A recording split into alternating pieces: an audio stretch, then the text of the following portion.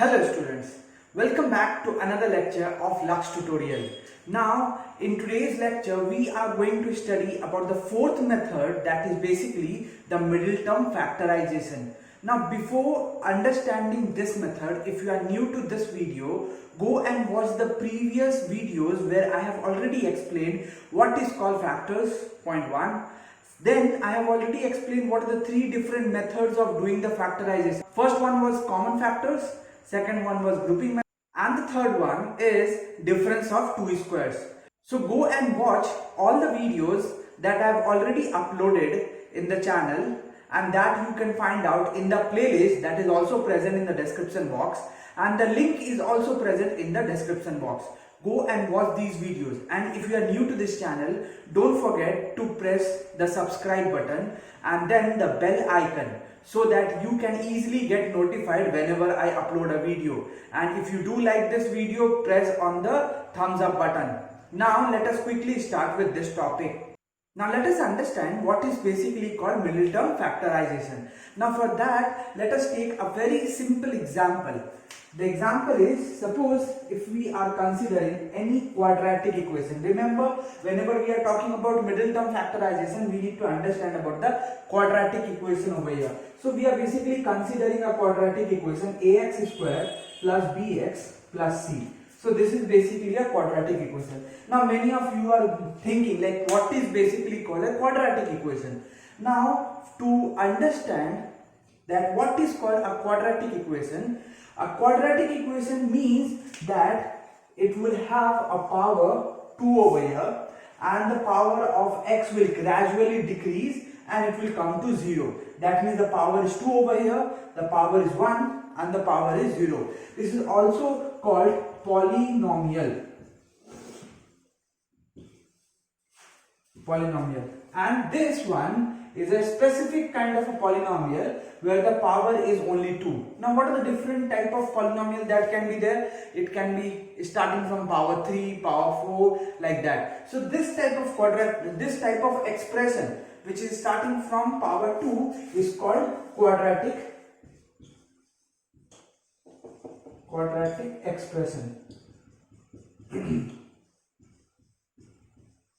Now we already understood that what is quadratic equation or what is called quadratic expression.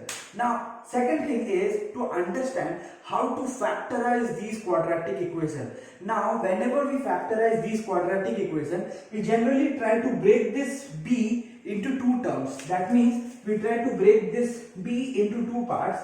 That means we are basically getting b1 and b2, such that if we multiply these two terms, that means if we find out the product of these two terms, it should come to a into c. That means it should come to a into c, or basically it should be equal to the product of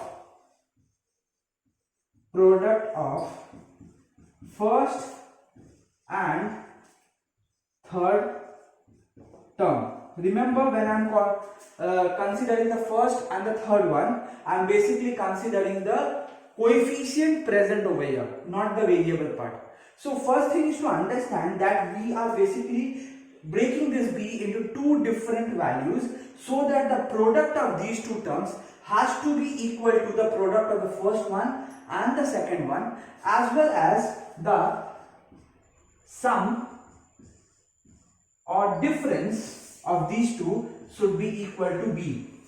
That means this b can be easily find out by sum of these two numbers or the difference of these two numbers, depends on the question itself. But the thing is that the product of these two numbers has to be equal to a into c. Now for better understanding this particular concept, let us quickly take an example over here, and then we can understand how we can do this middle term factorization in that particular example. Now let us understand this concept with an example. The question that is given to you is x square plus 5x plus 6. Now, as we have already discussed, what is the basic thing that we need to understand is that we will split this 5 into two terms, so that the product of these two terms should be the product of the first term and the last term itself. Now, first thing is to understand what is the first term, what is the last term. in this case we can see that x square is the first term and 6 is the last term. But remember one thing, that we need to take the coefficient of x square. We should not consider the variable, we should consider the constant present before the variable. Now in this question, since nothing is present, we can say that this is basically 1. That means nothing is present, so that is 1 over here. So we need to do what? We need to find out the product of the first term coefficient and the last term over here. So if I do the product, then we can say 1 into 6, which will give you 6 over here. So the product of this one and this one is basically 6.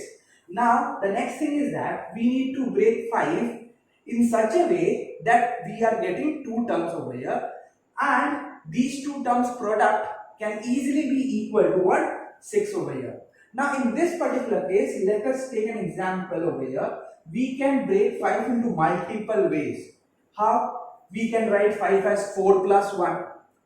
We can break 5 as 2 plus 3. We can break 5 as 6 minus 1. We can break 5 as 7 minus 2. There are different ways of breaking this 5 into 2 terms. So which one to choose? Now for that, remember, there is one simple trick or basically a tip from my side, is that you need to factorize the terms. Remember this. You need to factorize the term that you are getting after multiplying. Now in this particular case, if you factorize this, if we divide it by 2, we are basically getting 3. So we are getting these 2 terms over here. One is 2, another one is 3. Now the next thing is that since we already got 2 terms over here, we need to check that if we do the addition of these 2, or if we do the subtraction of these two numbers, what we are basically getting. Now you already know that 3 plus 2 will give you 5 and 3 minus 2 will give you 1. Now this value is present in the middle. So we understood that to get 5, we need to choose these 2 numbers only, and there has to be a plus sign between them. So we can write this entire equation as x square plus 3 plus 2x plus 6. So we understood the basic thing, that there has to be 2 terms. Next thing we understood, the sum of these two, or the sum of these two, or the difference of these two has to be 5 over here. We got the sum to be 5.